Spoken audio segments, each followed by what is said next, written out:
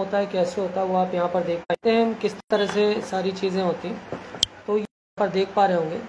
तो इंटेल जो स्टार्टिंग है, तो इंटेल 4004 और 4004 4040 1971 में आया। 740K HZ इसकी क्लॉक स्पीड थी।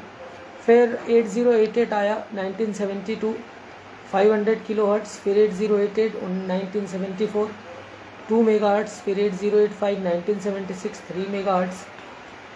और फिर आया 8086 1978, 4.7 से बेसिकली ये था और 10 मेगाहर्ट्ज़ तक था। फिर आया 1979 8088, और फिर 80186 और 188 1982 6 मेगाहर्ट्ज़ के आसपास। 80286 1982 में 8 मेगाहर्ट्ज़।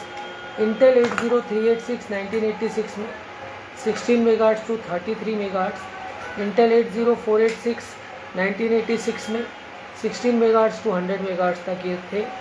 और 486 में जो ऑपरेटिंग सिस्टम सपोर्ट करते थे विंडोज़ 95 3.11।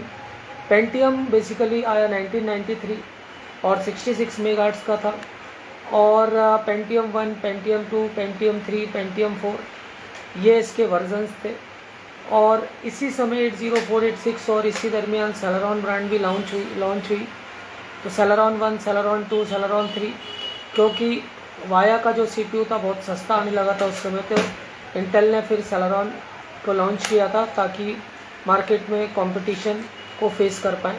इसके अलावा ये इंटेल ने जब 286, 386, 486 लॉन्च किया तो बहुत सारी कंपनियों ने 486, 386 बनाना चालू किया।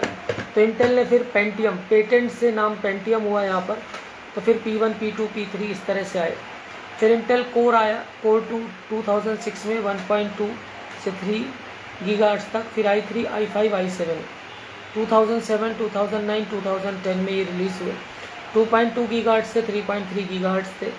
ये जो i3, i5, i7 थे, इसमें जनरेशन थी first, second, third, fourth, fifth, six, seventh up to 12, 13, 14 तक, और अभी भी चल रहे हैं। और i9 आया 7, 9, 10, 11, 14 जनरेशन।